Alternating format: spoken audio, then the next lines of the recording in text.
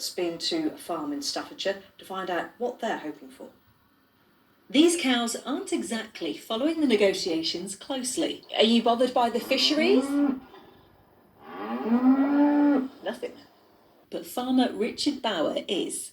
The challenges we have is, are we going to be operating at different standards to the rest of the world? We're going to be opening ourselves up to imports that are going to come into this country that aren't quite produced to the same standard as we have to adhere to. These worries are shared by celebrity chefs, including Jamie Oliver.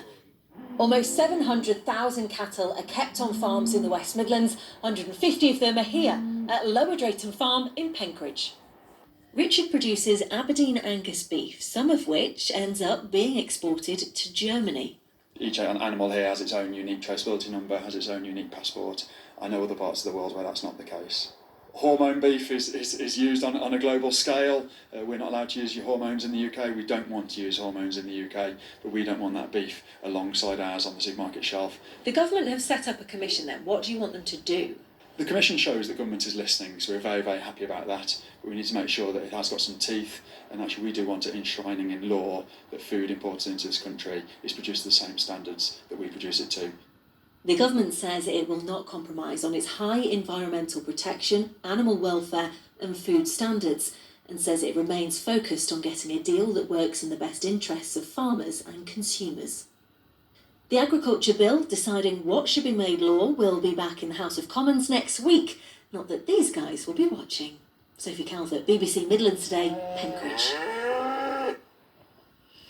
On to sport, Ian Winter is here warning this is not a COVID-free zone because, Ian, coronavirus continues to dominate sport in many ways, doesn't it? Let's start with Worcester Warriors. We've been keeping a very close eye on this. We have. And finally, Worcester Warriors' game against Sale has been called off.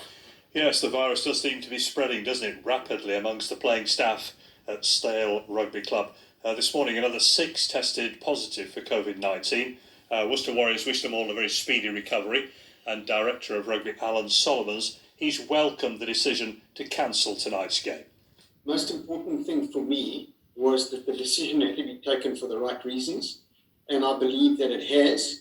And I was satisfied. We prepared, obviously we prepared as if we're playing for a game. That's how it went. It was only after the decision had been made officially that we then obviously notified the players and staff and, cancelled our bus and the hotel.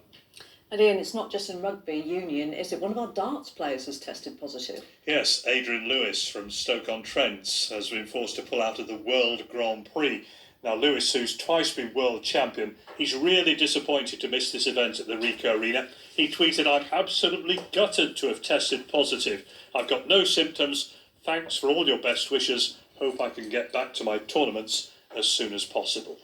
And Ian, talking of the Ricoh Arena, is it really possible that Coventry City could be returning to their former home?